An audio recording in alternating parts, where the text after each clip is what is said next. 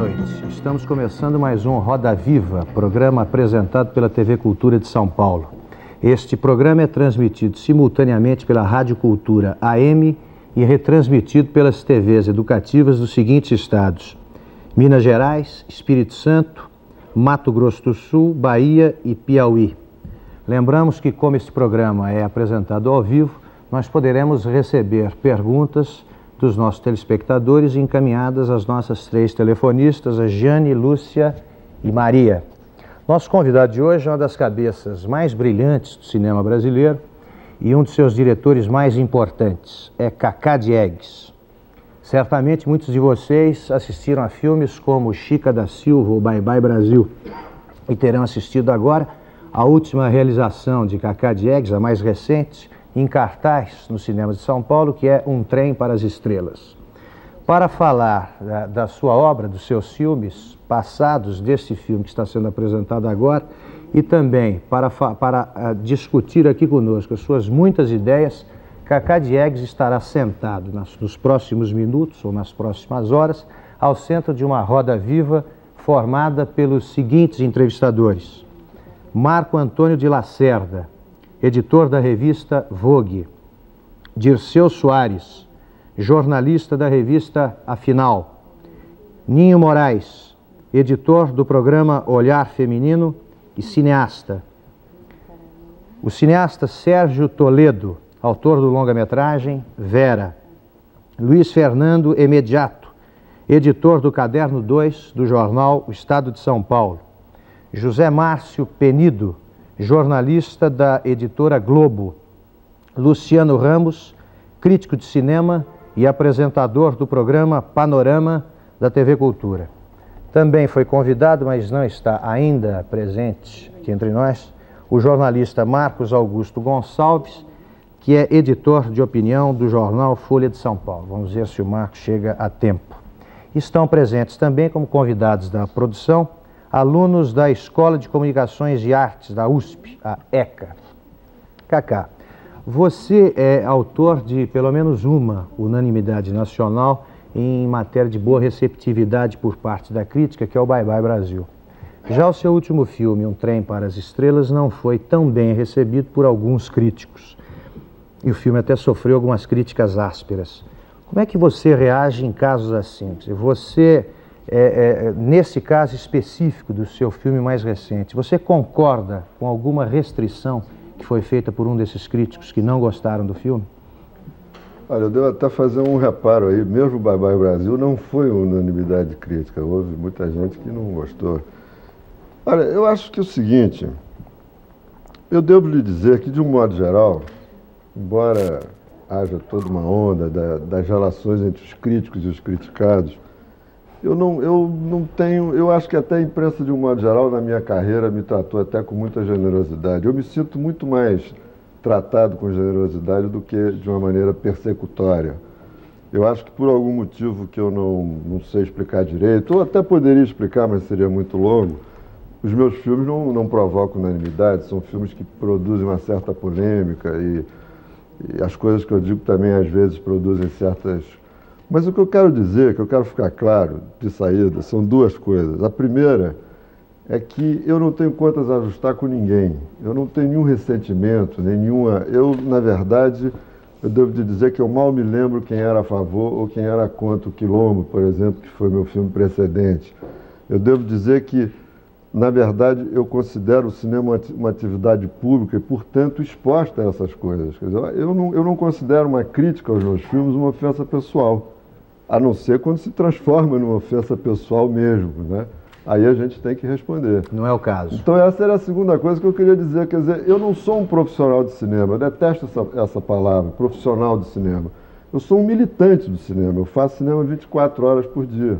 Eu não sou uma pessoa que estou aí somente para pegar uma câmera e fazer um filme profissionalmente bem feito. Enfim, eu odeio essa expressão profissional de cinema. Agora, então Cacá... acontece o seguinte, eu falo mesmo, quer dizer, quando eu acho que há necessidade de esclarecer certas coisas, não só sobre os meus filmes, como sobre o cinema brasileiro e o cinema em geral, eu respondo mesmo.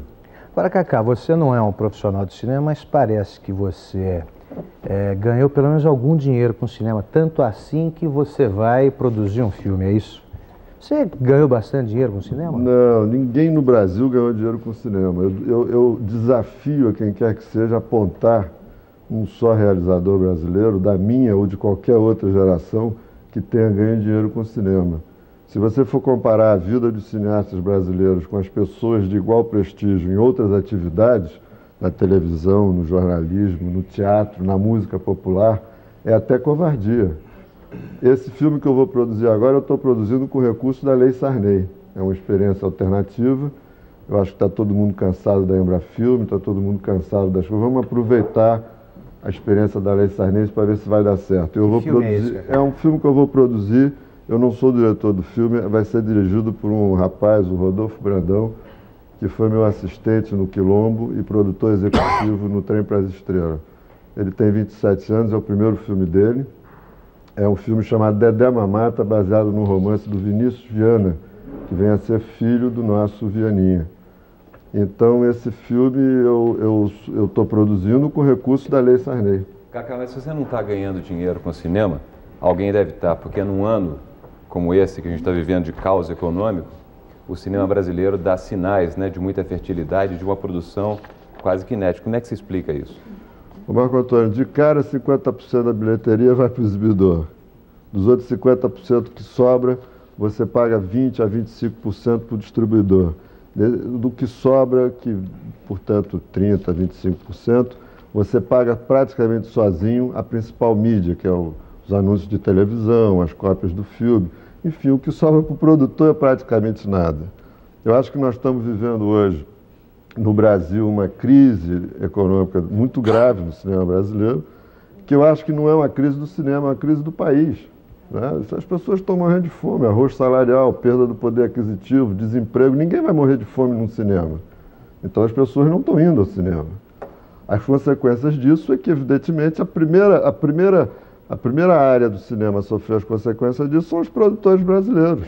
Porque é evidente que o filme estrangeiro já chega aqui pago, o que levar é lucro. E o filme brasileiro não, precisa do seu mercado para sobreviver. Cacá, você está falando de crise, né, da crise do país. E Um Trem para as Estrelas é um filme que fala de crise e é um filme meio pesado, meio pessimista. Você está muito pessimista hoje em dia? Como é que você vê essa situação do país hoje? Olha só, primeiro eu não acho que o filme seja, eu concordo que o filme é triste, mas eu não acho que seja um filme pessimista. Eu acho que é um filme que fala de uma situação que eu acho que é o que a gente vê todo dia na rua, né? E que a gente não pode negar a existência dessa situação, mas eu acho que é um filme que tem, ou pelo menos eu tentei colocar dentro desse filme uma certa, eu não diria esperança, porque essa palavra está muito gasta pela demagogia dos últimos 3, 4 anos nesse país, né? Que usou muito essa palavra, mas que tenha pelo menos a crença na viabilidade, na possibilidade de um futuro possível. E o filme fala muito, eu acho que o filme tenta defender a possibilidade da força moral da poesia e uma outra visão ética no momento em que a gente está vivendo aí de selvageria moral, de barra pesada mesmo, né? Há 10 anos atrás, quando você denunciou as patrulhas ideológicas, você dizia, é inevitável dizer isso hoje, né? Você dizia que a esquerda gostava de sofrimento, não queria ver prazer, alegria. Hoje, 10 anos depois, você fazendo um filme triste, como é que você pensa aquilo que você disse há 10 anos atrás e hoje, dentro desse quadro meio dramático da sociedade brasileira? Aliás, Cacá, há uma pergunta encaminhada por um telespectador que toca nesse assunto inevitavelmente levantado pelo imediato, que é a questão das patrulhas ideológicas. O telespectador Antônio Dias, do Belém, pergunta se você ainda se considera patrulhado e se existe algum tipo de patrulha no cinema brasileiro. Você podia juntar as duas perguntas com a sua resposta. Uhum. Na verdade, quer dizer, eu queria dizer duas coisas. Primeiro que essa coisa da patrulha ideológica, eu não sou sociólogo, eu não tive nem tenho a menor pretensão de ter criado uma categoria científica, política. Isso é uma brincadeira feita numa entrevista que virou uma onda absolutamente incrível, né? Quer dizer, eu não tenho capacidade para defender a teoria das patrulhas ideológicas. Isso em primeiro lugar. Em segundo lugar, quer dizer,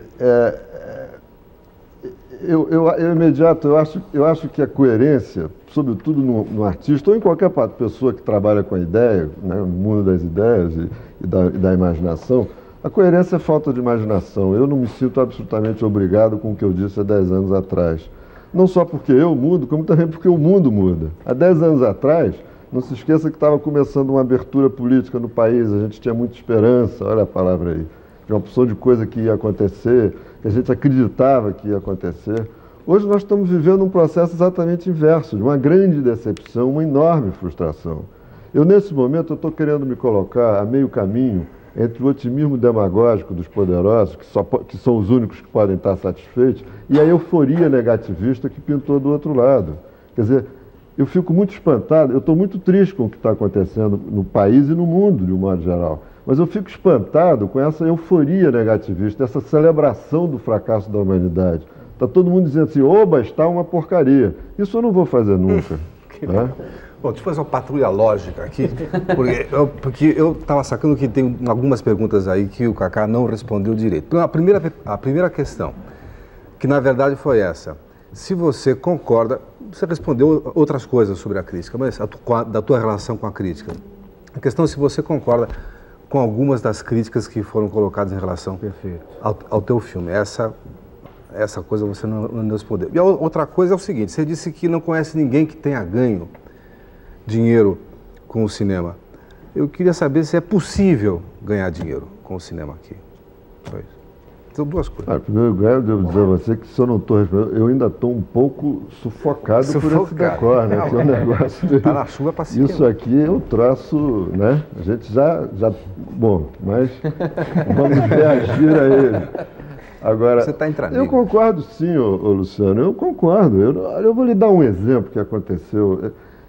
Quer dizer, eu acho que a gente está num momento que precisa ter uma certa calma para discutir as coisas, porque a situação está muito difícil e eu acho que não vale a pena a gente se autodilacerar em torno de bobagem.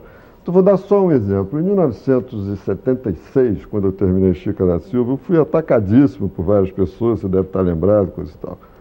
Uma dessas pessoas chamava-se Beatriz do Nascimento, que é uma socióloga, historiadora do Rio, coisa e tal, que me acusou do diabo. Ela, aliás, foi uma das origens da palavra, da expressão patrulhas ideológicas, porque ela foi uma das pessoas que eu pensei quando eu falei sobre isso, porque ela escreveu no jornal, na época, o jornal Opinião, você lembra do Opinião? Claro. Ela escreveu lá que eu nunca mais devia fazer filme, que eu devia ser proibido de fazer filme, entendeu? Pois bem, em 1983, portanto, 7 anos depois, essa moça era minha colaboradora no roteiro do Quilombo.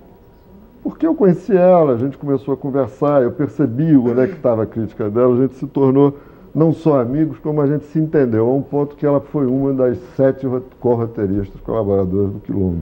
E passou a ser patrulhada. E passou a ser patrulhada. Mudou de time. Entendeu? Eu tenho vários amigos entre os críticos, eu sou amigo pessoal de vários críticos, que eu não vou citar para não comprometê-los, mas eu sou amigo pessoal de vários críticos, que por vezes dizem coisas que realmente eles têm razão. Quer dizer, olha, eu tenho uma ideia sobre, se você quer saber, eu tenho uma ideia sobre a minha obra, que é a seguinte: em todos os meus 10 filmes, os 3 programas de televisão e as dezenas de curta-metragens que eu fiz, há sempre alguma coisa que eu gostaria de refazer de outra maneira hoje, que eu gostaria de refazer se tivesse essa chance.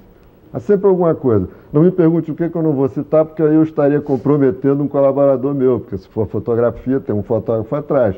Se for um roteiro, tem um roteirista atrás. Se for um ator, né, eu não posso fazer isso, seria indelicado e deselegante. Mas em todos os meus trabalhos há sempre alguma coisa que eu gostaria de mudar.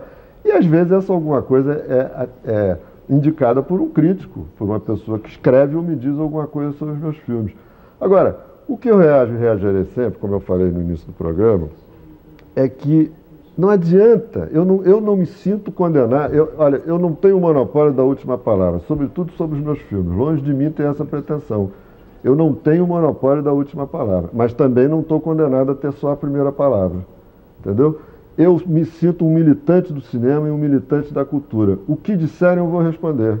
Ninguém vai me calar. Eu vou responder sempre, porque isso faz parte. Eu acho que faz parte do meu dever cultural cinematográfico. Cara, esse negócio não seria um pouco de chamar atenção também para o filme na época? É claro que essas é. polêmicas. É lógico que é. Mas a chamar a atenção para uma produção cultural é um dever de quem produz cultura. Agora, Cacá, faltou ainda responder a segunda parte da pergunta do Luciano. Qual era a segunda Se é parte? possível ganhar dinheiro com o cinema?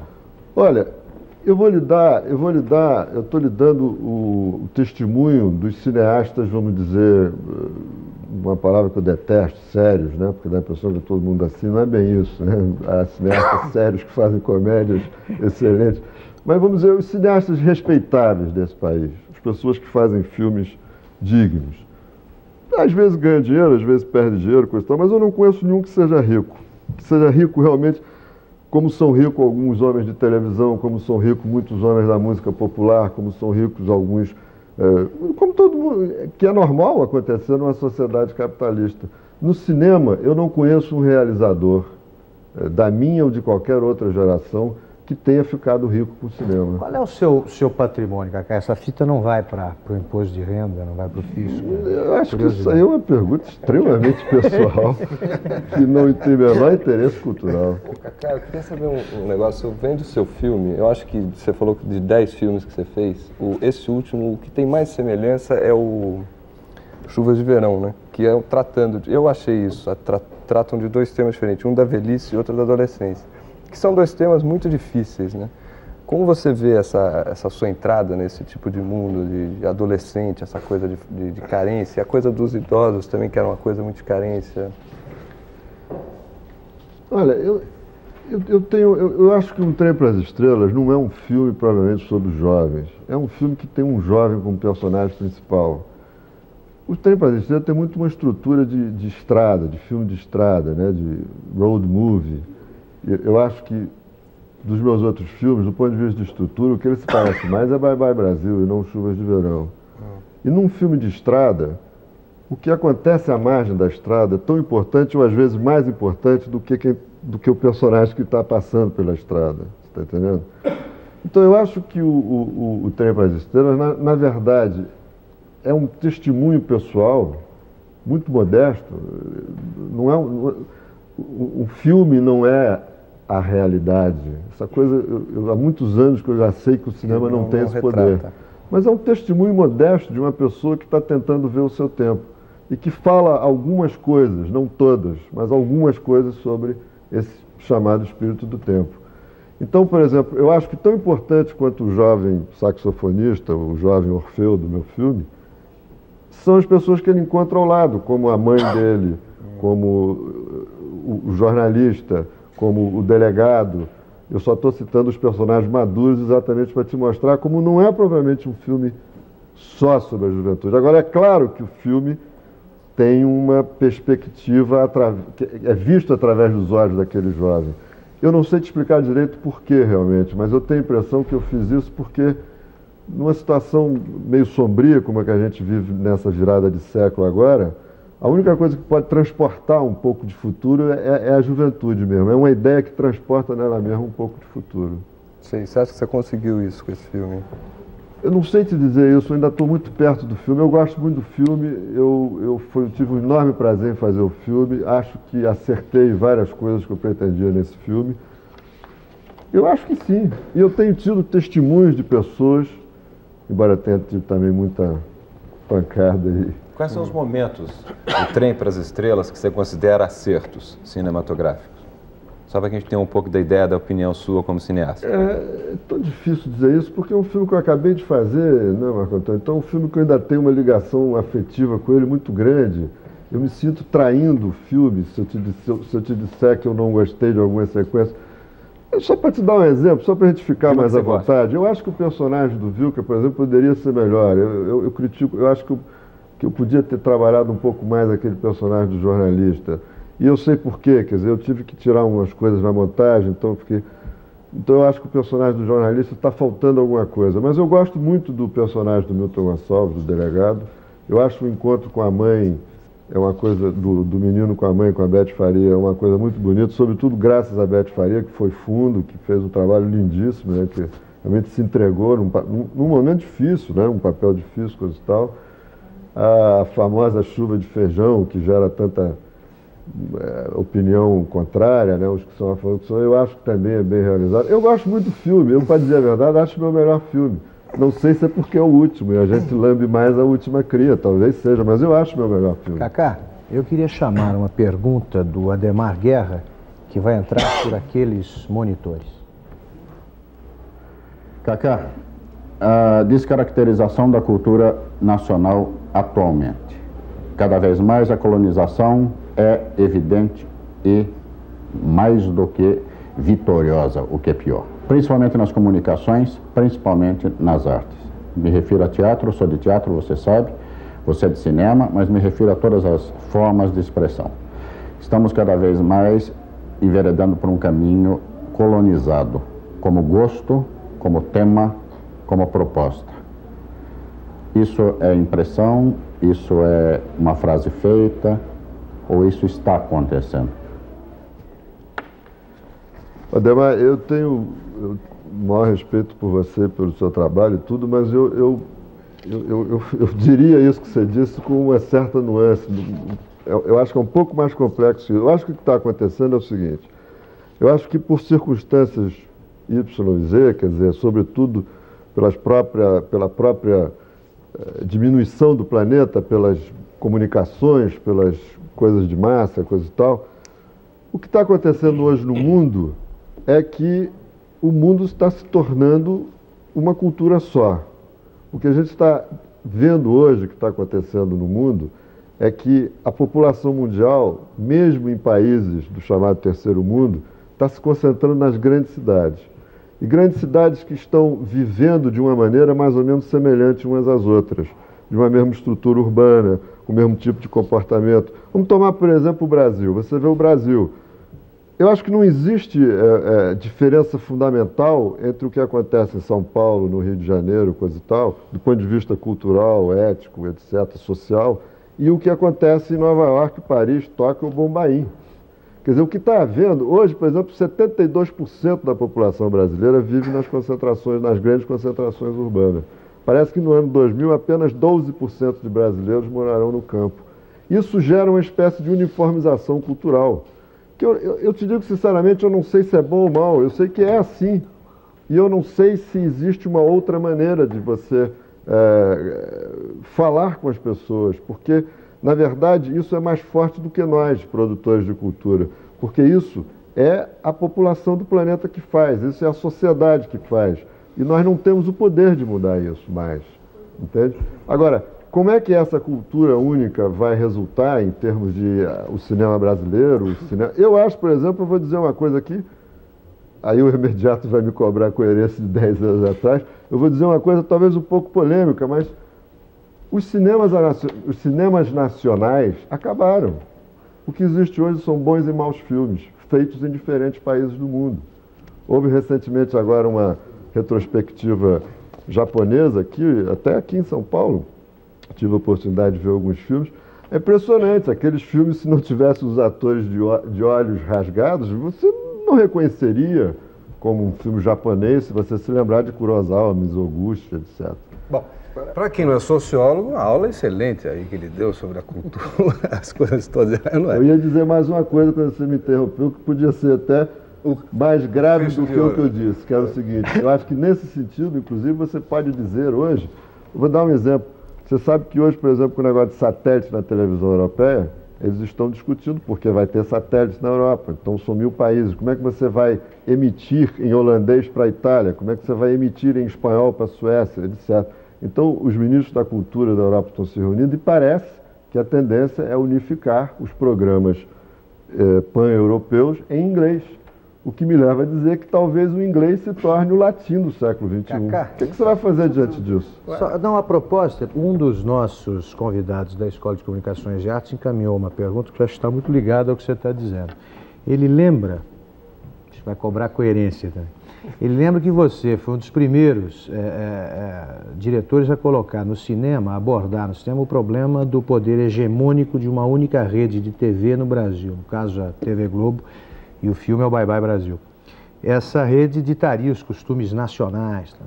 Então, ele pergunta como é que você vê, levando isso em conta, a TV como mídia principal do próximo século. Eu acho que não, eu acho que, para quem que eu respondo? Ali. Eu acho que você tem toda a razão, quer dizer, eu acho que, por exemplo, o futuro do cinema brasileiro está na televisão. Não haverá cinema brasileiro se não houver espaço para ele na televisão. Esse é um fenômeno que está se dando no mundo todo. A televisão é hoje a maior produtora de cinema no mundo todo. Se não houver espaço para o cinema brasileiro na televisão, o cinema brasileiro acaba, simplesmente acaba. Quer dizer, acabar não acaba, porque não vai acabar nunca, mas enfim, perde a sua importância social.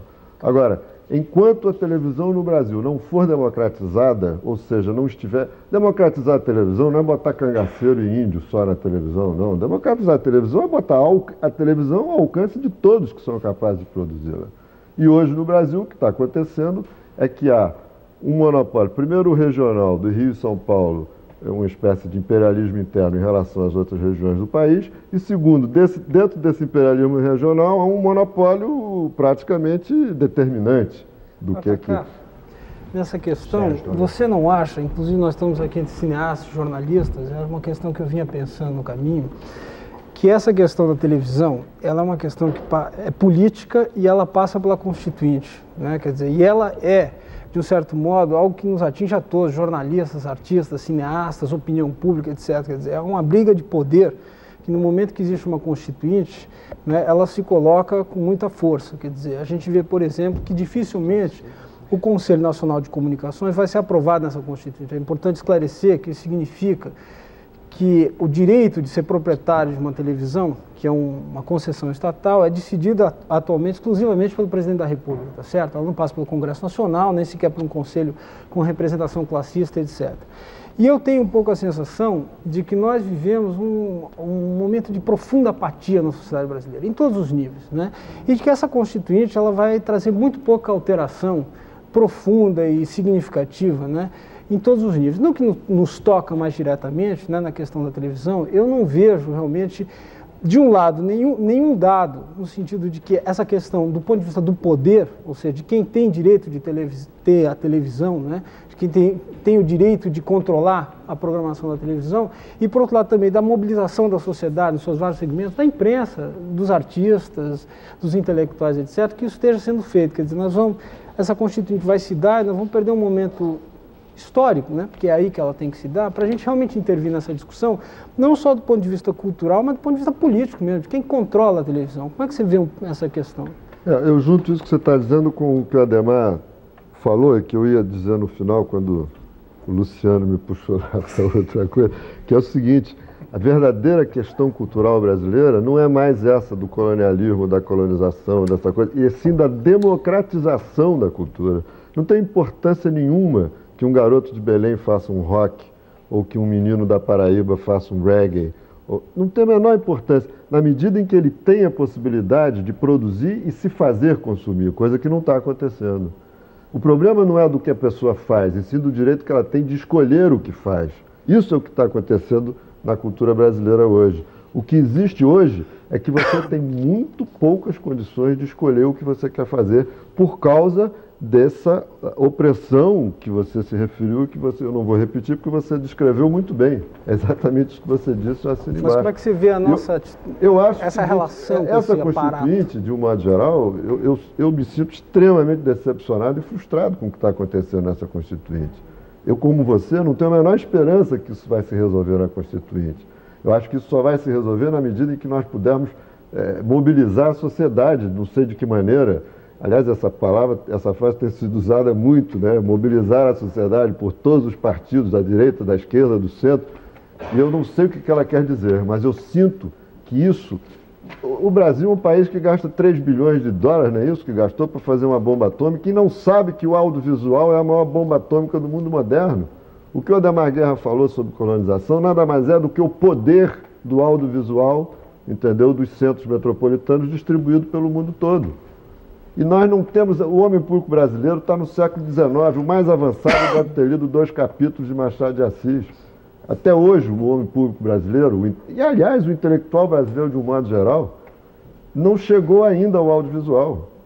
Ainda está lá no século XIX. Nós temos um ministro da Cultura que detesta cinema, que gosta de Les Enfants de Paradis, é o filme preferido dele. Você está entendendo? É capaz de... Não, mas é verdade. Você acha que isso interferiu na política que ele está desenvolvendo em relação à Embrafilme ou não? Olha, eu não sou dos cineastas que botam a culpa na Embrafilme de tudo. Eu acho que há também uma certa facilidade. Tudo é culpa da Embrafilme.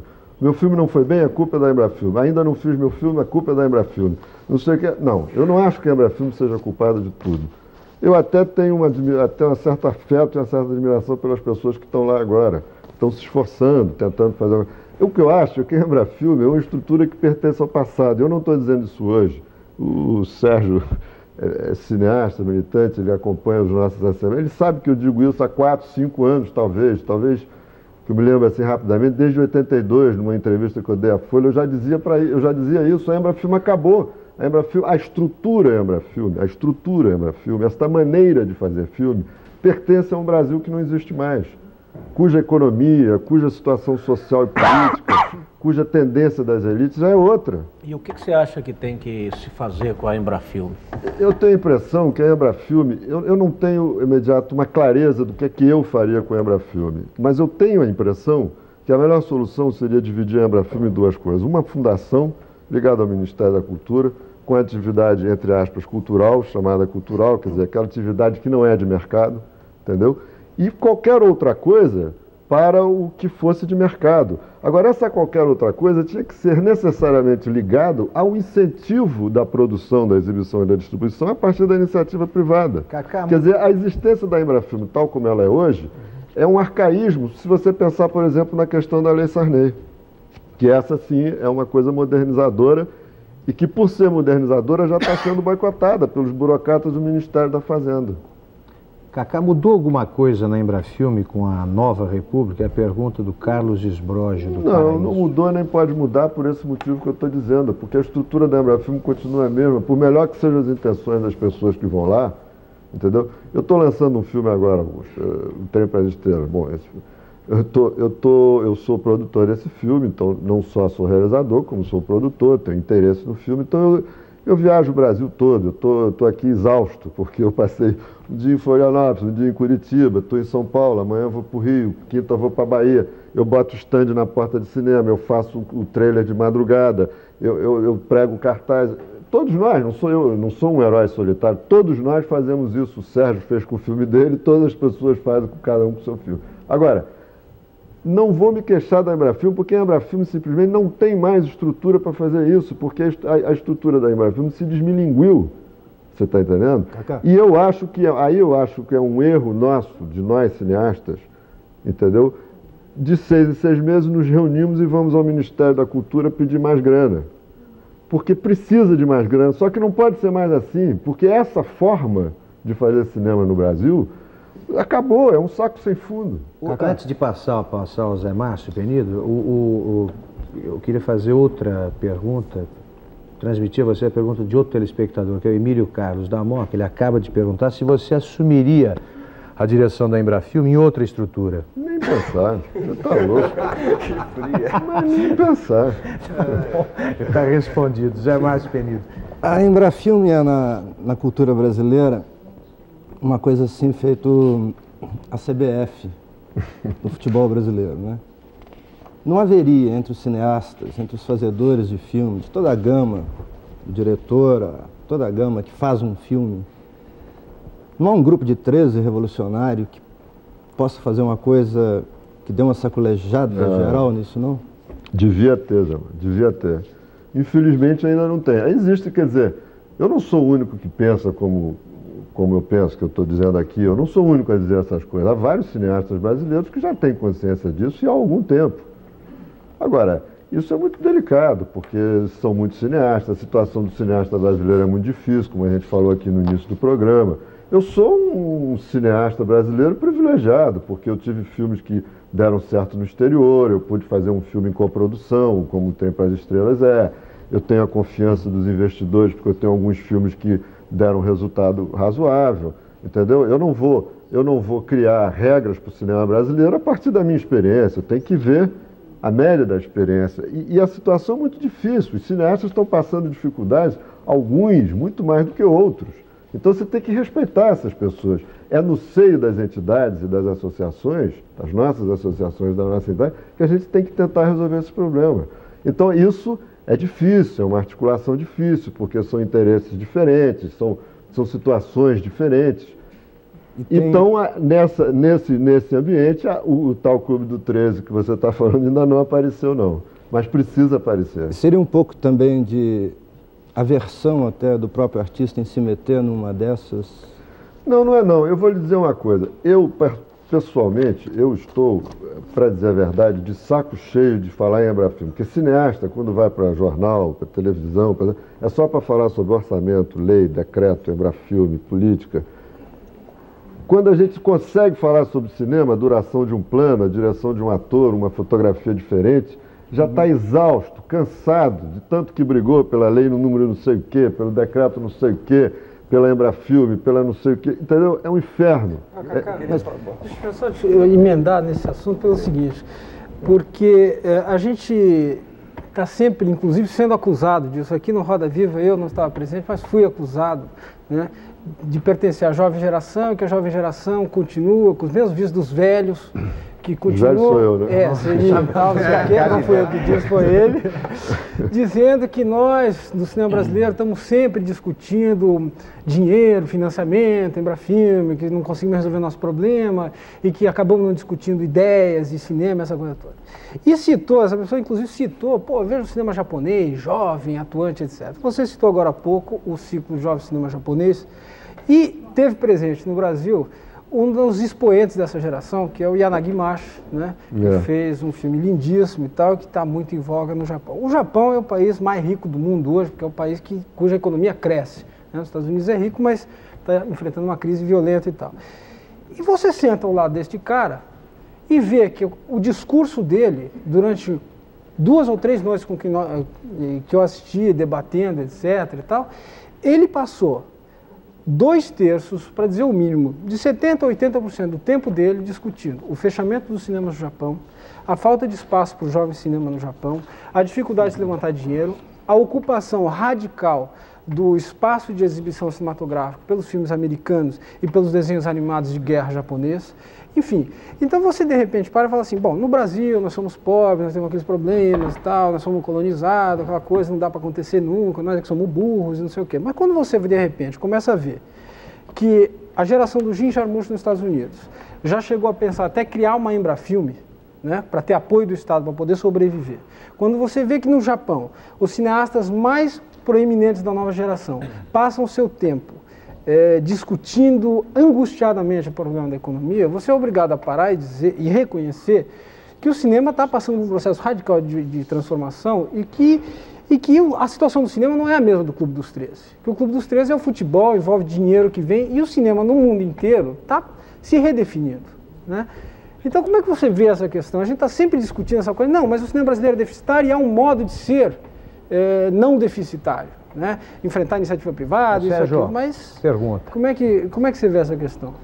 Olha, Sérgio, eu acho que você tem toda a razão. Eu vejo da seguinte maneira, eu acho que nós temos que inventar alternativas. Eu acho que a gente pode também parar de discutir um pouco, quer dizer, eu vi o negócio do Clube do 13 assim, e eu concordo com ele nesse sentido, quer dizer, eu acho que nós, cineastas, podíamos parar um pouco de discutir a Embrafilme e procurar alternativas, inventar maneiras de fazer filme. No Trem para as Estrelas, eu fiz uma coisa que eu nunca fiz na minha vida, e eu não me envergonho de dizer, estou dizendo isso publicamente na televisão. Há 3 merchandising no Trem para as Estrelas que me ajudaram enormemente a fazer o filme. Eu passei anos da minha vida com um enorme preconceito em relação a isso. Como vou botar merchandising no meu filme? Pois botei. Foi uma maneira de eu ter a possibilidade de ter o dinheiro que eu precisava para fazer o filme e não entrar naquela fila eterna da Embrafilme, brigando aos cotovelos com os meus colegas que também passam as mesmas dificuldades que eu. Eu não estou dizendo que eu sou a pessoa que vai encontrar a solução, não estou dizendo isso, eu estou citando apenas uma alternativa. Acho que nós todos temos que procurar, temos obrigação de procurar alternativas reais, que não signifique somente mudar a direção da Embrafilme, porque você sabe muito bem que quando as coisas começam a não dar certo, a primeira coisa que a gente sugere é o seguinte: derruba esse cara e vamos botar outro. que aliás é a velha tradição golpista brasileira. Quando a instituição não funciona, a gente mantém a instituição e muda o cara que está lá em cima. Mas, Cacá, explica uma coisa para o espectador. É possível produzir e exibir um filme sem a Embrafilme? Porque está parecendo que só se pode fazer filme com a Embrafilme. Eu estou fazendo isso exatamente quem está em casa talvez não entenda isso. Então... o filme Dedé Mamata que eu estou produzindo, que não é dirigido por mim, que é dirigido... Esse que eu anunciei aqui no início do programa ao Augusto, é feito única e exclusivamente com recursos da Lei Sarney. Agora, este é um país esquizofrênico imediato, porque ao mesmo tempo que o Ministério da Cultura, já não foi o Ministério da Cultura, a Presidência da República inventa a Lei Sarney, manda para o Congresso e aprova, o outro braço do poder, que é o Ministério da Fazenda, começa a boicotar. Então os burocratas do Ministério da Fazenda já estão boicotando a Lei Sarney. Já estão colocando uma série de dificuldades que impedem desse processo da Lei Sarney avançar. Mas isso é muito sério. Que tipo de dificuldade, por exemplo? Por exemplo, o famoso Regulamento 50, que é um regulamento que vai ser chato de explicar tudo aqui, porque o espectador não vai gostar. Agora, mas que tira, mais uma vez um cineasta falando de regulamento, lei, decreto, coisa e tal, mas que tira do empresário, do possível investidor, o gosto do investimento. Tá. Agora, não te parece que alguns cineastas brasileiros, não precisamos nem dizer nomes aí, se acostumaram durante muitos anos a mamar na teta do Estado e se acostumaram? Não. O que eu estou falando não tem absolutamente nada a ver com mamar na teta do Estado. Ao contrário, o Estado é que mamou sempre na teta do cinema brasileiro. Porque nós ganhamos prêmios, fizemos filmes com repercussão internacional e nunca o Estado reconheceu isso como devia. O Estado deu esmolas ao cinema brasileiro durante esses anos todos. Ninguém conseguiu, o Estado não criou uma infraestrutura industrial, o Estado não criou uma coisa que fosse permanente, tanto que está aí. A crise é todo ano, entendeu?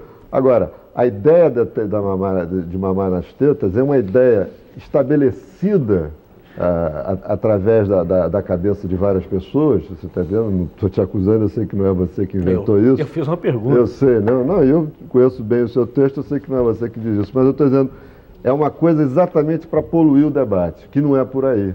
Não é por aí absolutamente. Deixa eu só terminar isso. Porque, inclusive, é preciso entender o seguinte... agora eu me perdi porque o Augusto me cortou. Mas o que eu queria dizer... Você estava falando em poluir o debate. Deixa eu terminar. É poluir o debate. Porque o que eu quero dizer, o que eu estou dizendo não tem nada a ver com isso. Agora, o que eu concordo com você é que existe, por parte de alguns cineastas, e eu não estou dizendo que é a classe inteira, uma certa preguiça de tentar se mexer para mudar a maneira de fazer cinema no Brasil. Isso eu estou de acordo. Essa crítica eu faço internamente nas nossas associações, nos nossos sindicatos, então eu posso fazer publicamente também. É uma opinião minha pessoal, que eu defenderei. Agora, isso não significa absolutamente mamar na teta, ao contrário, o Estado é que mamou na teta do cinema. Você sabe, por exemplo, que a Embrafilme toma... Vou lhe dar um exemplo, por exemplo, que eu estou sofrendo na carne agora, que eu tenho um filme em lançamento. A Embrafilme, nós investimos, por exemplo, Tempo para as Estrelas, tem 35% de investimento da Embrafilme pela distribuição no Brasil e na América Latina. Pois bem, ela toma esses 35% do primeiro tostão que entra na bilheteria, antes de mim. Ou seja, ela se paga antes dos produtores, não é isso, Sérgio? O Sérgio tem essa experiência também, qualquer cineasta tem essa experiência. Então, não só nós, produtores, pagamos sozinhos as mídias mais caras, como televisão e outras coisas, outdoor, que eu boto, coisa e tal, não só eu pago isso sozinho, como também, ainda por cima da bilheteria, a Embrafilme toma o dela primeiro que a gente. Então, ela se ressarce primeiro que o produtor. Cacá, não, é que os telespectadores estão interessados, evidentemente, em instituições, mas também em pessoas. Tem duas perguntas aqui que eu acho que tratam do mesmo assunto. Uma é uma provocação, acho que a outra traz as coisas, baixa um pouco o tom, que é o seguinte: o Rony Senna, de Cerqueira César, pergunta assim: além de você, quais são os outros gênios do cinema nacional? Agora, o Arlindo Benacchione, de Santana, diz assim: em termos de Brasil, qual filme ou quais são os filmes que você gostaria de ter feito de outros autores? Olha, a primeira pergunta, eu não sou gênio nenhum, quer dizer, eu sou mais um cineasta brasileiro, como tantos outros que estão aí tentando inventar esse troço que ainda não existe, que se chama cinema brasileiro, que é uma luta de um século. Isso aí, desde 1895 que se filma no Brasil. E a história do cinema acabou de sair, eu aconselho a todos comprar. Introdução ao Cinema Brasileiro, que é uma reedição de um velho livro do Alex Vianney. É bom ler porque é um melodrama, é para ler as lágrimas. Você acaba aquele livro, as lágrimas, porque parece uma história que não se acaba nunca e que se repete permanentemente. Então eu sou somente mais um desses cineastas. Sou um dos bons, porque eu acho que o cinema não é corrida de cavalo nem campeonato de futebol que só um ganha.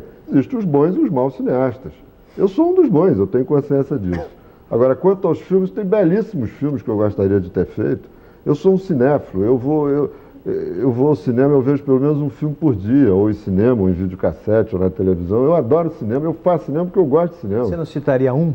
Citaria vários, os filmes do Glauber, os filmes do Nelson Pereira dos Santos, para citar coisas mais recentes, a Marvada Carne, o Vera, do Sérgio, o Cor do Seu Destino, do Jorge Duran, são filmes belíssimos que eu teria o maior orgulho de assinar se fossem meus.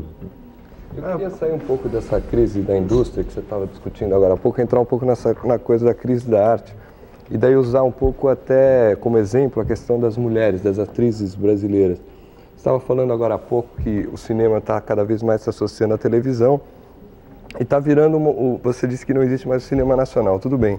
Agora, cada vez menos existe o cinema de autor.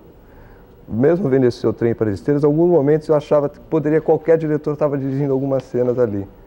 Enquanto antigamente você sabia que era o Cacá Diegues. E em outros momentos você retoma isso, quando chove, aquela chuva que é uma coisa muito bonita.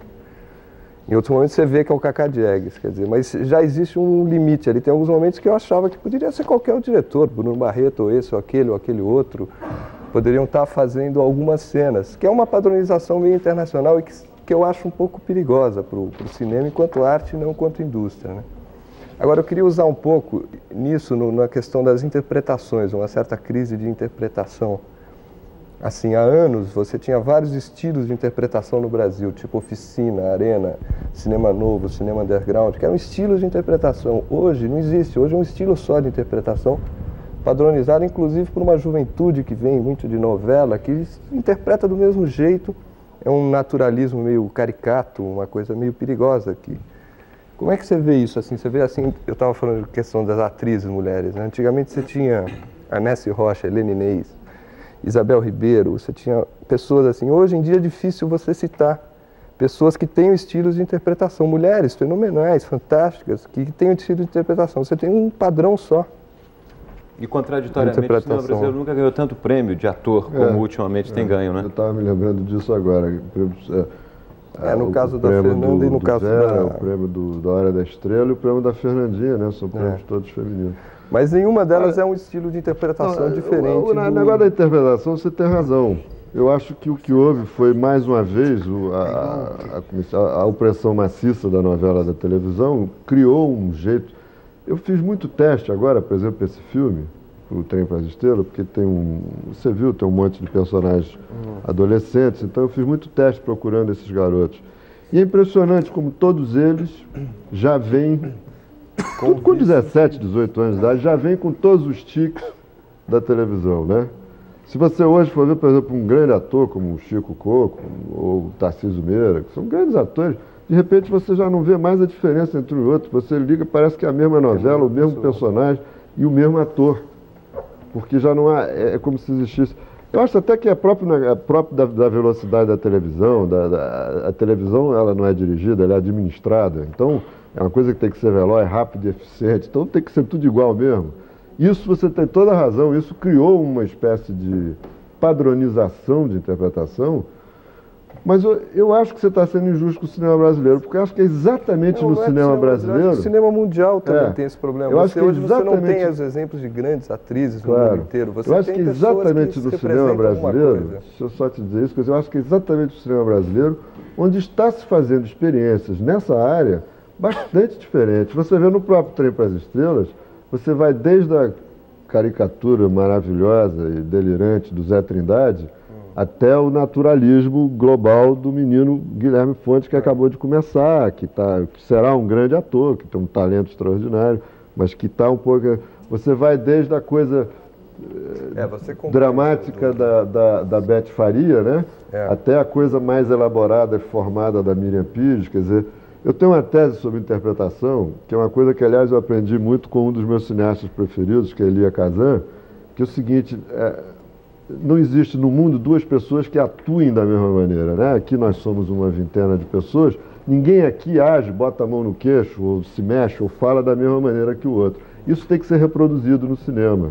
Então, eu acho que todo filme tem que ter interpretações naturalistas, interpretações expressionistas, interpretações épicas, misturadas dentro dele mesmo. Agora, só me ajuda a Marco, é que eu vou ter que fazer um intervalo agora. Você quer fazer uma pergunta? Eu pedi que o Cacá respondesse tão rapidamente. Tá bom. Só queria que você me ajudasse a entender uma coisa, a propósito dessa pergunta que o Ninho estava fazendo.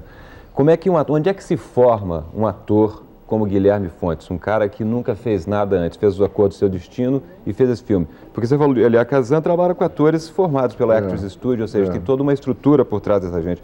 Onde é que se forma um ator como Guilherme Fontes? Onde é que ele aprende? Onde é que ele vai beber? No caso do Guilherme Fontes, ele foi aluno do Tablado, né, que é aquele grupo de teatro no Rio de Janeiro, fundado pela Maria Clara Machado e hoje dirigido pelo Carlos Wilson. E foi lá que ele começou e foi lá que eu fui buscar ele. Porque quando eu fiz um Trem para as Estrelas, ele já tinha filmado, mas ainda não estava pronto a Cor do Seu Destino. Então eu não tinha visto. Ele fez um teste como todas as outras pessoas. Então peço licença agora ao Cacá e aos nossos entrevistadores por um ligeiro intervalo. Roda Viva com o diretor de cinema Cacá Diegues volta daqui a pouco.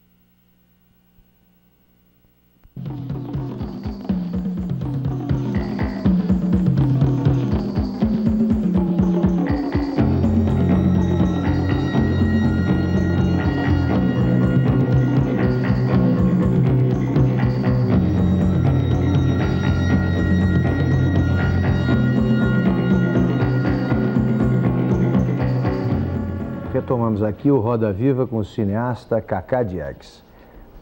Cacá, o senhor Roberto Brusadin, da Moca, pergunta se há algum problema entre você e o jornal Folha de São Paulo. Pergunta por que a Folha te ataca tanto. Eu também queria saber, né? Porque a Folha não gosta de mim, não. Não sei, quer dizer, eu não sei qual é a da Folha. Eu não sou editor da Folha, não participo das reuniões de pauta da Folha, não sei responder essa pergunta. Mas você se sente atacado? Me sinto muito. Eu acho que há por parte da Folha, quer dizer, eu acho que é mais do que isso. É uma pena que o rapaz não esteja aqui, porque fica covardia, porque ele podia estar aqui para responder, né? Eu até gostaria que ele estivesse, porque eu acho que há por parte da Folha uma espécie de política, né? Pichar o cinema brasileiro é um marketing editorial da Folha, né? A Folha vende essa ideia. Quer dizer, isso é constante, coisa e tal. De vez em quando escolhe um filme para fazer uma exceção, coisa e tal, mas de um modo geral, a pichar o cinema brasileiro é um marketing editorial da Folha. E, particularmente comigo, há uma certa, vamos dizer, preferência, entendeu? Mas, Cacá, como nem todo mundo lê a Folha, claro, seria bom esclarecer para o telespectador que não lê a Folha, o que a Folha faz com você, afinal? Eu acho que, será que vale a pena? É bom para informar. Por exemplo, que tipo de ataque você já sofreu? Não, quer dizer, por exemplo, por diversas ocasiões, quer dizer, eu acho que há uma espécie de má vontade em relação. Por exemplo, você veja, quando o filme foi para Cannes, quando o Trem para as Estrelas foi para Cannes, a Folha publicou um artigo de um dos seus críticos dizendo que eu sabia dar entrevista, que eu falava muito bem, mas que eu era um péssimo cineasta. E terminava o artigo dizendo assim: leia a entrevista e passe longe do filme. Entendeu? Aí, 3 meses depois, o filme é lançado agora, a Folha chama um outro crítico para fazer um outro artigo, e nesse artigo a Folha diz que eu sou excelente cineasta, um profissional muito competente, não deixa de pichar o cinema brasileiro, porque diz assim, coisa rara no cinema brasileiro, mas que eu escrevo muito mal, que que o meu roteiro é péssimo, entendeu? Então eu gostaria de pegar essas duas críticas, estampar na folha e tentar encontrar uma solução. Agora, eu acho que isso é menos grave, porque, como eu disse, eu acho que todo mundo tem direito de falar o que bem entender. Eu acho que crítica é crítica, coisa e tal, não é uma opinião. Agora, eu acho que não é comigo só, eu não me sinto uma pessoa perseguida e, aliás, eles às vezes me pedem aquelas enquetes, eu dou as respostas e me pedem para escrever coisa, eu escrevo, não tem problema nenhum. Agora, eu acho que eu gostaria que não sei, a editoria da Folha ou o que seja, tivesse um pouquinho mais de consciência da importância que o jornal tem, como todos os jornais de vocês têm, o Estadão tem também, o Globo, o Jornal tem, a importância que esses jornais têm na vida do cinema brasileiro. Quando um jornal como esse, como a Folha ou qualquer outro, agora eu não estou mais falando da Folha, quer dizer, quando um jornal importante como esse ignora ou é injusto com o cinema brasileiro, isso tem consequências gravíssimas. Você dizer que um filme americano não é bom, não tem a menor consequência. Mas você dizer que um filme brasileiro não é bom, de uma maneira gratuita, mundana, leviana, maneirista... Mas você acha que uma crítica de jornal é capaz de destruir a carreira de um filme? Cada vez mais, imediato. Cada vez mais. Não era não, mas agora é. Vou lhe explicar por quê. Na medida em que a crise... Mas dá uma importância exagerada? Não. Na medida em que a crise econômica brasileira tirou as pessoas do cinema, o sujeito hoje, para ir no cinema, ele escolhe, mas muito. E ele hoje passa muito mais pelo crítico do jornal de preferência dele do que passava antigamente. Entendeu? Porque hoje, para ele sair de casa, para ele pegar um carro, ameaçar de ser assaltado, parar e depois ainda tem que comer uma pizza com a mulher, tomar um chopp, entrar no cinema, ele vai gastar uma fortuna. Não é à toa que o mercado está aí com uma queda enorme de frequentação e com o seguinte fenômeno: nessa queda enorme tem sempre, de 2 em 2 meses ou de 3 em 3 meses, um filme que estoura, que dá o diabo. E os outros abaixo da crítica. Você tem números sobre a queda? É cerca de 37% em relação ao ano passado, o que é muita coisa. Cacá, mas uma coisa que você estava falando é o seguinte, essa coisa do roteiro, por exemplo, né, que alguém criticou o roteiro seu, e isso que eu ouvi não li em crítica nenhuma de jornal, mas dois dramaturgos brasileiros acusam o cinema brasileiro de que é o seguinte, uma grande falta que ele sente no cinema brasileiro é de bons roteiristas, que é uma coisa básica da carpintaria do cinema brasileiro. Você concorda com isso? Olha, essa é o papo da moda, dizer que o cinema, antigamente, isso aliás não sou eu que estou dizendo, é uma coisa que o Nelson Pereira disse que eu acho muito engraçado e que eu estou repetindo.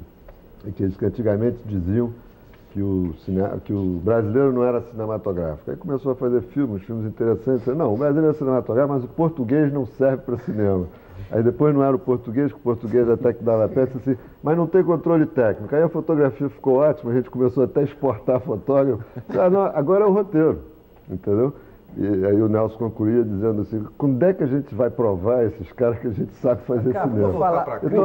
Só por falar em roteiro, falar em roteiro, que eu acho que é um assunto bem presente, que você foi acusado pelo escritor Júlio César Monteiro Martins de ter plagiado um roteiro dele, ter encomendado um roteiro, ele te passou o roteiro, você não usou outro parecido e tal, e essa discussão tem frequentado a imprensa ultimamente. O que é que aconteceu? Pergunta inevitável, né? Olha, eu já respondi a isso pela imprensa e eu preferia nem tocar mais nesse assunto, mas vou falar rapidamente só para não desrespeitar o público e vocês. Quer dizer, eu em 1984 realmente encomendei um roteiro a esse rapaz, baseado em alguns temas, uns motes que eu dei para ele, um roteiro no qual eu já vinha... Era seu, hein? A ideia do filme, o argumento, a história? Original, Toda? Toda. E eu passei para ele esses temas, esses motes, vamos dizer assim, com os quais eu já vinha trabalhando há algum tempo, e pedi a ele um roteiro, porque ele me foi indicado por 2 amigos meus. E as primeiras páginas que ele me entregou, eu percebi que não valia a pena continuar o trabalho, que não valia a pena, interrompi, indenizei, paguei integralmente, como ele aliás reconheceu nos jornais. E 2 anos depois eu retomei o trabalho com outro roteirista, o Carlos Lombardi, que é um excelente escritor, uma pessoa. Então, agora ele, evidentemente, está dizendo que ele tem parte no roteiro, que eu não dei crédito a ele, que eu não botei ele nos roteiros, ele está protestando, enfim. Então, que esse é um assunto tão imbecil, tão cretino, eu queria só falar duas coisas para encerrar esse assunto. Primeiro é o seguinte, ele diz no jornal que viu o filme 20 dias antes do filme estrear, numa pré-estreia que houve no Rio de Janeiro. Por que ele então, em vez de me procurar 20 dias antes, quando ainda dava tempo de eu botar o nome dele no letreiro, ou se eu não quisesse botar o nome dele, indenizá-lo se ele achasse, se eu achasse que ele estava certo, por que ele não veio a mim nessa época, esperou o filme estrear, e na segunda semana do filme que ele chama, e não vai à justiça, quer dizer, ele chama a imprensa, não me comunica nada, eu soube pelos jornalistas que saíram de lá e me telefonaram, não me comunica nada, ele vai à imprensa e diz essa besteirada, essa cretinice. Aliás, ontem até saiu no Estadão uma notinha muito curiosa anunciando que ele está lançando um novo romance e o colunista terminava que se cuide, Cacá, porque tão cedo ele não vai largar do teu pé, entendeu? E a outra coisa que eu chamo a atenção que é a seguinte, se eu paguei a ele integralmente, como ele reconhece que eu paguei, por que 2 anos depois eu ia chamar um outro roteirista, gastar uma grana, porque eu tive que pagar muito melhor ao Carlos Lombardi, que esse sim é um profissional conhecido, respeitado, gastar 6 meses trabalhando com o Lombardi, se o roteiro dele era muito bom e eu estava aproveitando. E mais, por que eu botei o nome do Lombardi nos créditos, dei a ele o crédito que ele realmente tem, e não botaria o outro? E mais, no Quilombo, eu tinha 7 corroteiristas, todos estão nos créditos. Por que eu não botaria o pobre do rapaz, né? Agora, evidentemente, que agora mudou, eu vou processar ele, porque é preciso acabar no Brasil essa facilidade com que as pessoas vão nos jornais e dizem as coisas. Então ele está sendo processado. Ele pensa que ele está fazendo uma brincadeira de campanha do lançamento do romance dele, mas essa brincadeira vai acabar mal para ele. Porque eu vou processá-lo porque essa entrevista que ele concedeu, ele deu na presença de um advogado que ia entrar na justiça. Ele vai, e eu vou entrar e ele vai ser processado por mim também, entendeu? Quer dizer, porque eu acho que a grande lição que desse episódio, que eu tiro disso, é que isso é mais um exemplo desse troço, dessa selvageria moral que tomou conta do Brasil, em que as pessoas avançam na coisa dos outros, entendeu? O salve-se quem puder, o querer levar vantagem em tudo, porque nada tem consequência. Fica uma briga de zacas e cabeludos pelas bocas de fumo culturais do país, você está entendendo? Um tiroteio absolutamente selvagem que tem hoje no Brasil, porque não há consequências. Agora, eu gostaria que esse episódio servisse para a gente meditar sobre isso. É preciso acabar com isso, é preciso que exista um mínimo de relação ética entre as pessoas, porque senão realmente o mundo acaba. Cacá, nessa vida selvagem que a gente leva aí nas cidades grandes, como você disse mesmo, é uma verdadeira aventura sair de casa, além do custo de tudo, o perigo está em toda parte, uma aventura temerária mesmo sair de casa, e a televisão vai ganhando, vai ganhando. Ou seja, Maomé não vai à montanha, o espectador não vai ao cinema. A salvação então seria o caminho às inversas. Vamos, né? A montanha chega a Maomé, o cinema brasileiro chega à televisão. Mas aí eu te pergunto, a julgar pelos filmes estrangeiros que a gente vê na televisão, horrivelmente mutilados, não só pela dublagem, pelo abandono de toda a sofisticação técnica que o filme possa ter, que a dublagem massacra, ainda é o campo onde a censura brasileira está solta, cortam-se alusões a todo tipo de problemática que eles julgam inabordável por critérios tirânicos e bobocas. Então, pelos filmes estrangeiros que a gente vê na televisão, com corte de cenas fundamentais, de situações, com diálogo pasteurizado pela dublagem, um filme como o seu, que tem uma temática cheia de temas tabus para esta censura, que vantagem tem o cinema brasileiro chegar à televisão? É vantagem mesmo? O seu filme, se for passar na televisão daqui a 1 ano, ou 2, ou 3, ele vai ter cortes a prevalecer esse critério existente. Já tem cortes. Já tem cortes. Na televisão, então, dança até a história, não dança? Eu só queria adicionar mais uma coisa à pergunta do Zé Márcio, que é esse lance assim, ou seja, o cinema brasileiro indo para a televisão, isso não cairia dentro daquela coisa que você disse, vocês estariam roubando mais público da sala de teatro do ritual de você sair de casa para ir ao cinema, não ficar sentado na sala de jantar vendo televisão?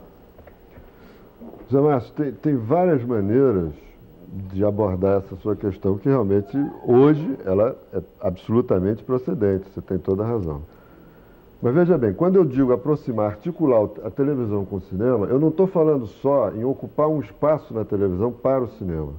E sim, de alguma maneira, fazer com que a televisão participe da produção ou da difusão do cinema brasileiro.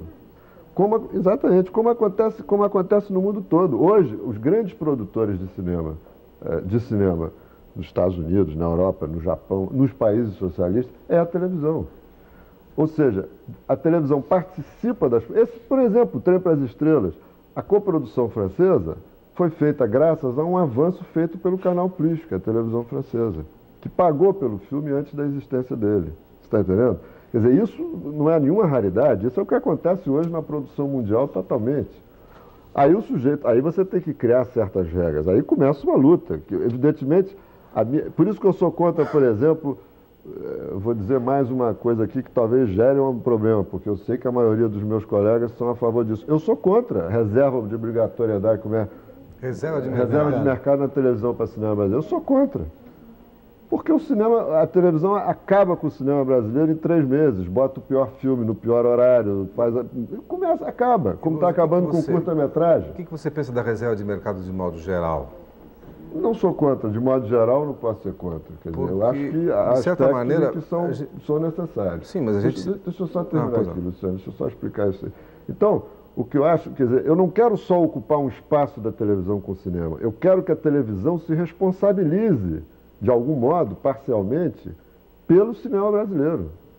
Você está entendendo? Tudo isso é uma coisa só, a televisão é uma outra maneira de passar filmes.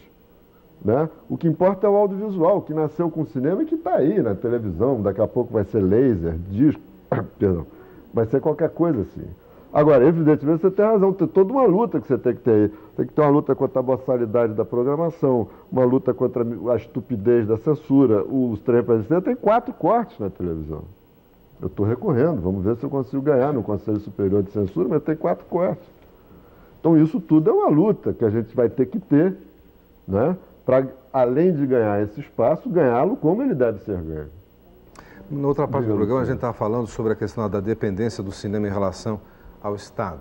E se falou em que o cinema brasileiro, sobre a questão do cinema brasileiro mamar ou não nas tetas do Estado. Mas existe uma coisa que é da própria estrutura, que está aquém da própria existência da Embrafilme, que é a tutela, no sentido de que, se não fosse a reserva de mercado, provavelmente não existiria cinema nesse país, cinema brasileiro feito por brasileiros.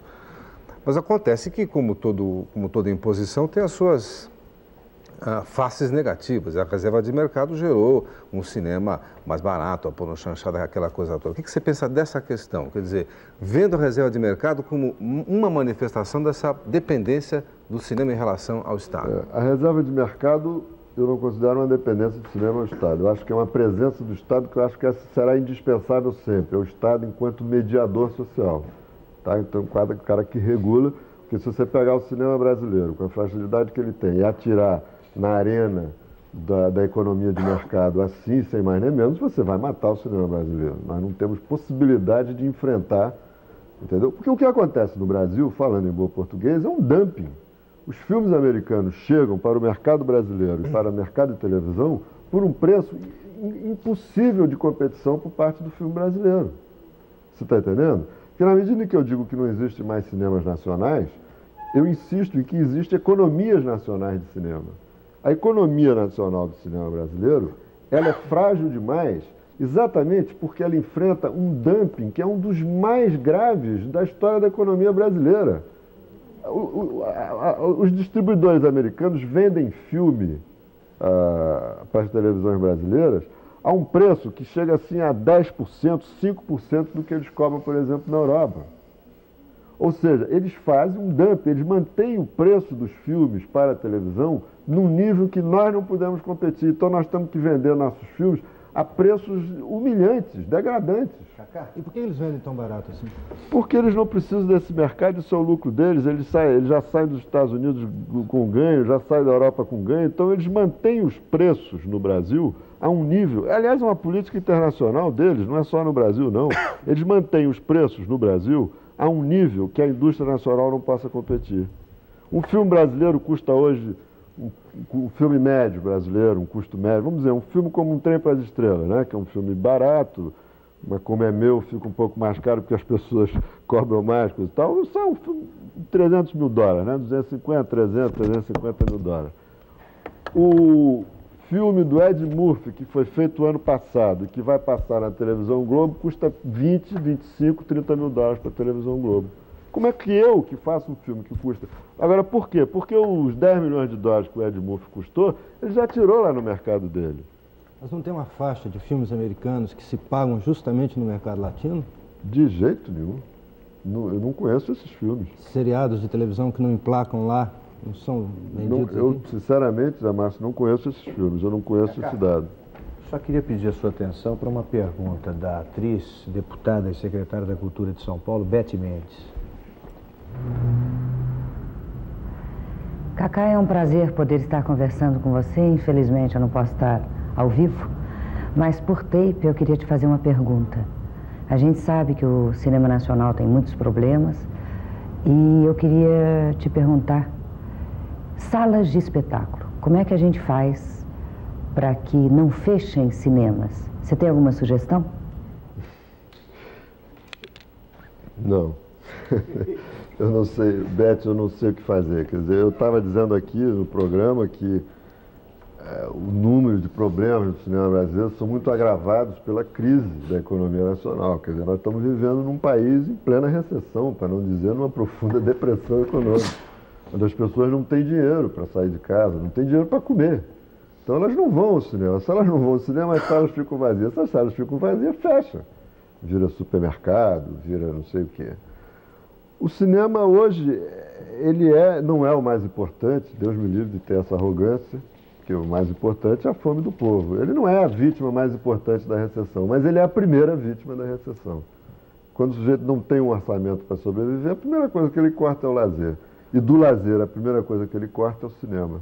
Então, para responder a sua pergunta, a gente teria que mudar o Brasil. Eu acho que o que a gente tem que tentar mudar é o Brasil, que não é possível que o país continue a ser o que é. Quer dizer, o Brasil é um país muito engraçado, porque é um país de ponta na eletrônica, tem um negócio de informática maravilhoso.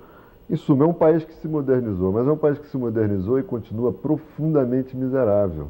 Essa modernidade, ela é habitada por vergonhosas concentrações humanas nas favelas urbanas, nos subúrbios pobres, nas periferias miseráveis. Como é que resolve isso? Você que é política, que nos representa tão bem aí no seu cargo público, talvez possa fazer muito mais do que eu, que sou um pobre cineasta. Cacá, deixa eu fazer uma perguntinha. É o seguinte, eu tenho uma certa curiosidade. Por exemplo, o mercado lá fora, no exterior, né? Sempre se fala em lá fora, tá? Em música tem muito isso. De repente a coisa pode furar um bloqueio e emplacar qualquer coisa. E o Brasil ultimamente tem ganho muito prêmio aí fora, né? Inclusive, né?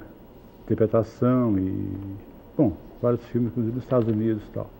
Como que é esse mercado lá fora? Ele está sempre emplacado no mercado de arte, que aquele meia dúzia de pessoas vai, a crítica gosta, mas fica nisso?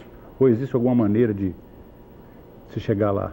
Aliás, Cacá, eu gostaria só de incorporar aí a pergunta disso. É uma curiosidade de vários espectadores. Eles gostariam que você explicasse as razões do sucesso de uma atriz como Sônia Braga no exterior. Como é que um ator brasileiro consegue garantir o seu espaço como ela conseguiu? Olha, primeiro, o Dirceu, realmente o mercado externo é uma velha ilusão do cinema brasileiro. Primeiro por esse motivo que você falou aí, quer dizer, veja bem, não existe um cinema internacional vindo de um país pobre. Não existe. Né? Os cinemas internacionais, aqueles que circulam abundantemente, são naturalmente o cinema americano, que é o segundo cinema nacional em todos os países.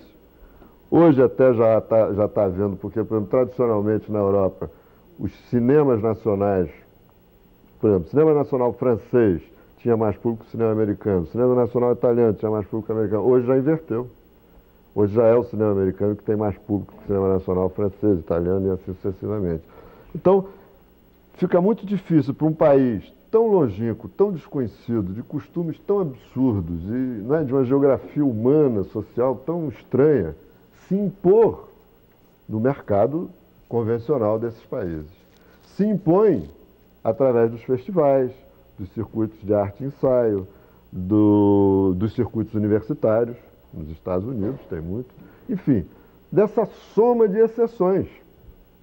E assim mesmo, são 2, 3 filmes que se beneficiam a cada ano, porque mesmo esses mercados não têm capacidade para absorver a produção importante brasileira. Nós hoje estamos produzindo 80, 90 filmes por ano. É claro que nem todos são bons, mas vamos tirar aí 20, 30 filmes dignos, respeitáveis, que podem ser vistos, coisa e tal. O mercado internacional, mesmo esse mercado alternativo, não tem capacidade para absorver esses filmes. Então ele vai beneficiar todo ano 2, 3 filmes. Houve só uma exceção. Essa realmente é uma grande exceção, que é o filme do Babenco, O Beijo da Mulher-Aranha, que foi um caso excepcional, que eu não sei se a gente pode fazer um belíssimo filme, que resultou muito bem, mas eu não sei se a gente pode fazer disso o pilar de uma indústria cinematográfica brasileira. Eu acho que é tipicamente uma exceção. O negócio da Sônia Braga, eu acho que a Sônia Braga se deu bem, primeiro porque ela é uma grande atriz, é uma excelente atriz, é uma atriz das melhores do mundo, e segundo porque ela trabalhou muito, não foi assim, quer dizer, ela não chegou lá e de cara com ela, ficou um ano nos Estados Unidos sem fazer filme, com a gente, trabalhando, melhorando o inglês dela, fazendo cursos, enfim, a Sônia é uma pessoa que trabalha, ela trabalhou mesmo, quer dizer, foi uma coisa que ela procurou e conseguiu. Cacá, não precisa ser grande entendedor de cinema para a gente perceber que você é um cineasta que gosta muito de música. O personagem central do Trem para as Estrelas é um músico, não é? Ou seja, você como um cineasta que gosta de música, como é que você vê a música corrente brasileira? Essa grande piada, na minha opinião, claro, que se chama rock brasileiro. Como é que você vê isso? Isso não cairia naquela categoria que o Adhemar falou um pouco do colonialismo cultural ou se enquadra dentro dessa coisa de uniformização cultural que você estava falando? Eu lhe digo que eu não estou muito preocupado em identificar a nacionalidade da produção cultural. Eu acho que isso aí, eu já falei sobre isso. Por exemplo, eu acho que no rock brasileiro tem personagens interessantíssimos, como o Lobão. Eu acho interessantíssimo o que o Lobão está fazendo, o próprio Cazuza, que eu usei no filme, coisa e tal. O que eu acho é que, de um modo geral, sem citar nomes, porque eu não estou... Mas, de um modo geral, a música brasileira está enfrentando o mesmo problema do cinema brasileiro e das artes da cultura brasileira. Quer dizer, eu acho que nós estamos vivendo um período muito sombrio na produção cultural brasileira. Mas não é só na produção cultural brasileira, é na produção cultural mundial. Quantos filmes bons você viu esse ano? Bons, eu não estou falando aquele filme que você vai, interessante. Não, bons. Quantos bons músicos apareceram nessa década? Quantos bons homens de teatro? Quantos escritores importantes apareceram? O que eu acho que está acontecendo nesse final de século é um momento muito difícil. Eu tenho a impressão que é o seguinte, rapidamente, é uma hipótese puramente arbitrária, eu posso estar completamente enganado, mas eu tenho a impressão que com o fim das utopias, a morte das utopias, a grande decepção dos regimes sociais, nas ideias utópicas, no que iria acontecer com o mundo. Eu estou falando do socialismo clássico até o hipismo dos anos 60. Enfim, com a morte dessas utopias, eu acho que, e isso se solidificou nos anos 80, sobretudo com o pensamento europeu super sofisticado e frio que a gente conhece, isso tudo gerou duas coisas. À esquerda, uma enorme melancolia, uma cultura de lamentação melancólica, nostálgica, saudosista, e à direita, um enorme, extraordinário cinismo, que se revela na obra de arte, no cinema, na música, pelo maneirismo, né? Pelas formas aparentes da obra de arte, tipicamente maneirista, dandy, que é a coisa mais terrível que está acontecendo, que é essa arte yuppie, né?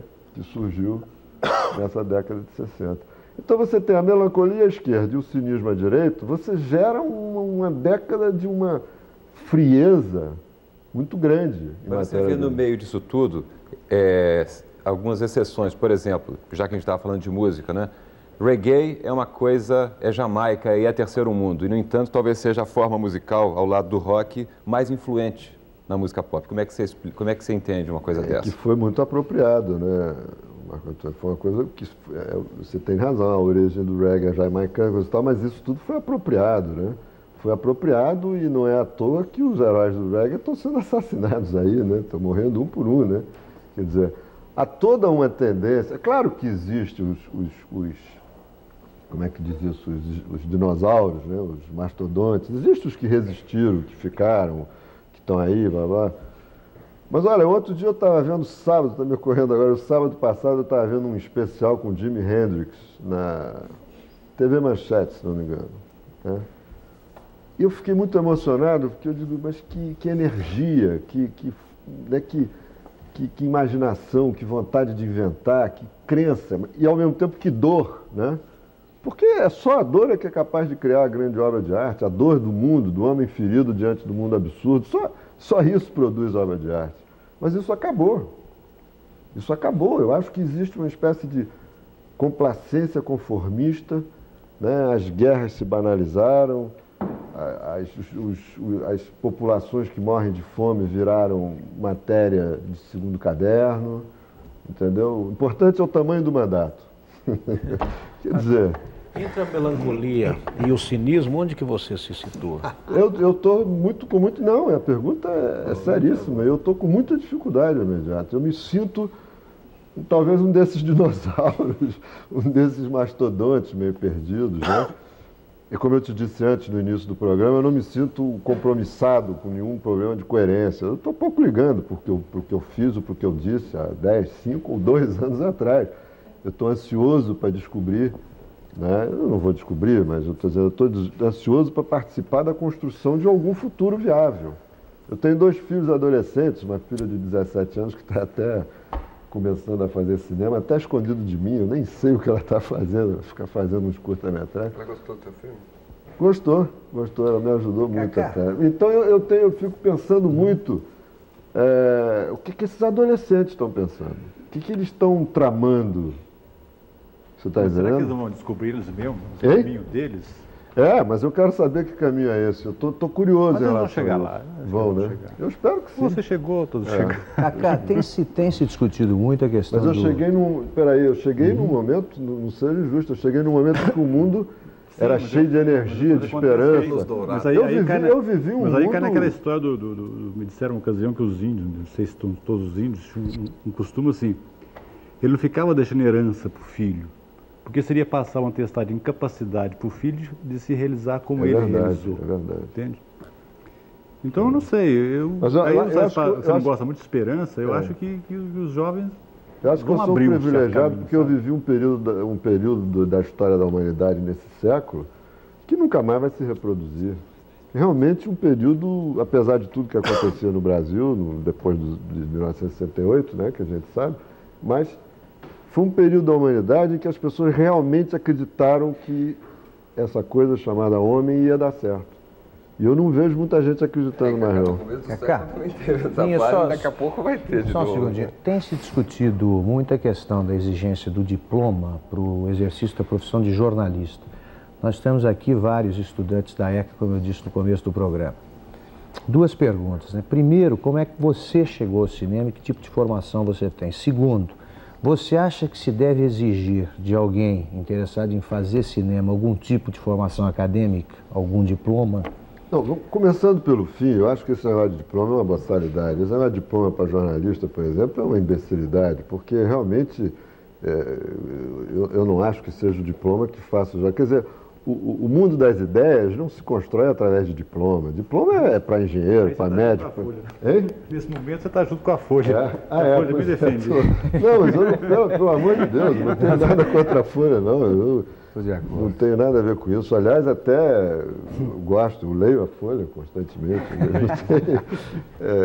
Você está entendendo? Quer dizer, eu acho que o mundo das ideias, em suma, quer dizer, diploma é para o médico não matar a gente numa operação, para o engenheiro não fazer a casa cair, entendeu? Agora, Quanto ao negócio da escola, não. Quer dizer, aí eu devo dar o seguinte depoimento que é muito importante. E eu tenho autoridade para dar isso porque eu aprendi cinema vendo filme, assistindo Nelson Pereira dos Santos filmar, indo assistente de Rui Guerra na montagem, com quem eu aprendi infinitamente, a parte técnica do cinema, e lendo livro, porque não havia escola, não havia nada no Brasil. Hoje existe escola, sobretudo a USP, a ECA, a USP aqui em São Paulo e a UF lá no Rio de Janeiro. E devo lhe dizer o seguinte, quando eu vejo um filme de estreia de um desses meninos que saíram da USP, da ECA ou da UF, eu fico emocionado, porque qualquer filme desses é infinitamente mais bem feito do que qualquer dos nossos filmes de estreia. Então isso significa que houve uma acumulação, da qual nós participamos também.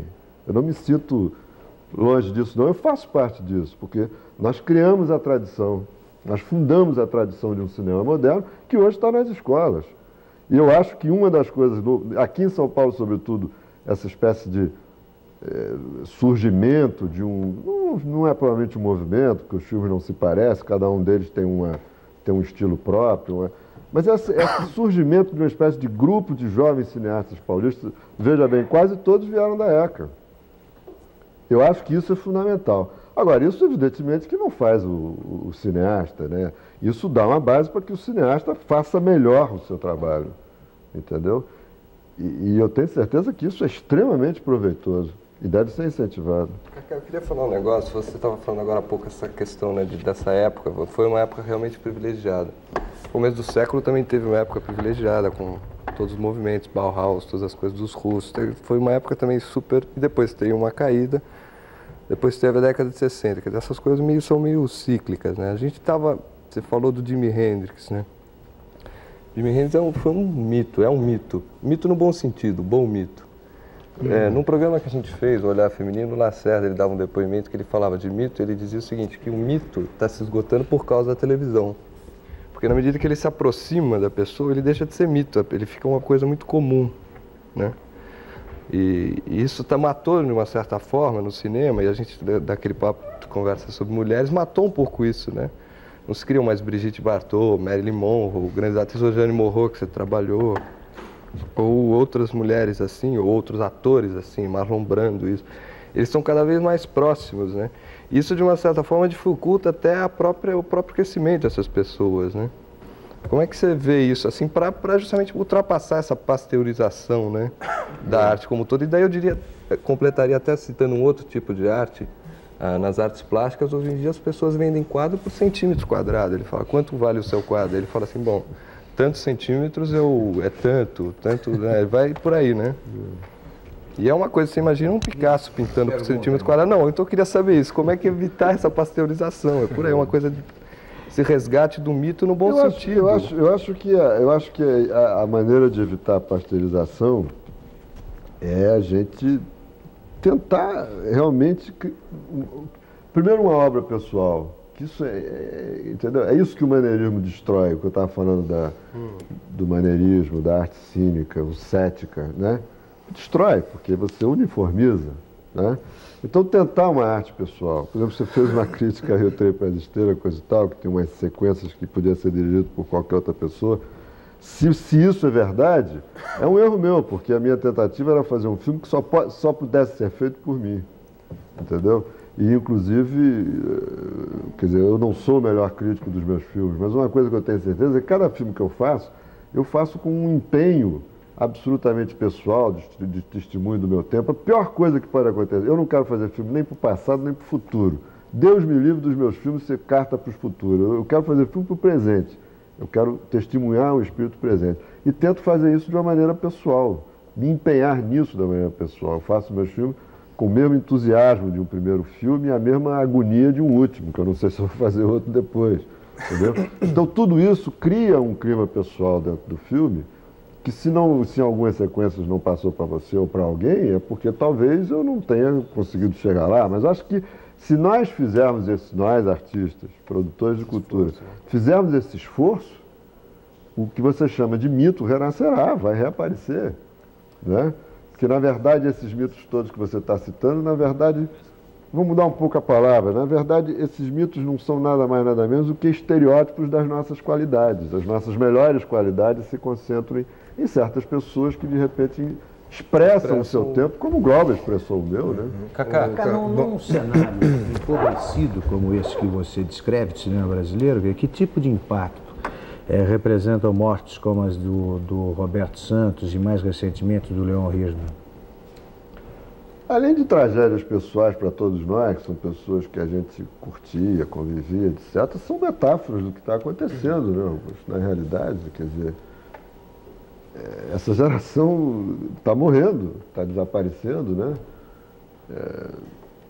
A coisa que eu considero uma das metáforas mais cruéis na morte do Leon, que foi o grande articulador do cinema brasileiro, que foi a pessoa que superava o insuperável, que era o grande artífice da superação das crises, da negociação, no bom sentido, da negociação, a pessoa que tinha a visão talvez mais clara do processo brasileiro, além do grande cineasta que ele era, para não falar das obras-primas que ele fez, mas tinha mais clara na cabeça o processo do cinema brasileiro. A metáfora mais cruel é que ele morreu realmente da doença para a qual não há conciliação possível.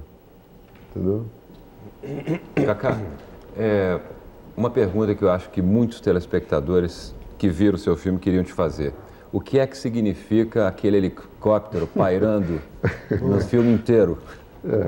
Isso, por som de gente me pergunta. É a mesma coisa, o que a Chica fazia com os homens, né? Olha, eu não sei, aquele helicóptero, eu posso te dizer como ele nasce. Eu não sei, eu não controlo tudo que eu faço, quer dizer, as coisas que eu faço por instinto, por emoção, por delírio, por sonho. Às vezes eu sonho com uma coisa e boto no filme. Quer dizer, eu não controlo racionalmente o meu trabalho. Eu não tenho esse poder, não tenho essa virtude, talvez, sei lá. No caso do helicóptero, é o seguinte, aqui é um filme sobre as grandes cidades. E uma coisa que eu sempre observo, sobretudo no Rio de Janeiro, aqui em São Paulo também, mas no Rio de Janeiro mais, eu não sei porquê, eu acho que é por causa do turismo, coisa e tal. Filmar em São Paulo, né? Filmar em São Paulo. É por causa do turismo, não sei exatamente, porque o Rio de Janeiro está sempre cheio de helicópteros e aviões. Mas como o helicóptero é mais barato, eu não botei avião, botei helicóptero. E eu sempre olhava e disse assim, cara, se você parar na esquina e olhar para cima, você vai ver sempre um helicóptero passando na sua cabeça, tá? Isso daí é um pouco, aí a minha cabeça funciona da seguinte maneira, isso é um pouco como você quando está no campo, e se você prestar atenção ao céu, você vai ver milhares de estrelas cadentes caindo o tempo todo, sem parar, coisa que você não vê na cidade. Então me ocorreu que os helicópteros são as estrelas cadentes dos céus urbanos, entendeu? Aos quais você pode fazer um desejo. Aos quais você pode fazer um desejo. Não tem um negócio que a estrela cadente cai, você faz. Faça um desejo para o helicóptero, ele será aquilo que você quiser. Cacá, você disse que você está fazendo cinema 24 horas por dia. Mas, evidentemente, agora você não está filmando nem está montando. Há pouco tempo você disse que algumas coisas na montagem você teve que tirar e tal. Quer dizer, no trabalho do cineasta existe uma série de tarefas, a de pensar o roteiro, a de montar um filme, ou de filmar ou dirigir um ator. Qual delas é o maior depositário da tua criatividade?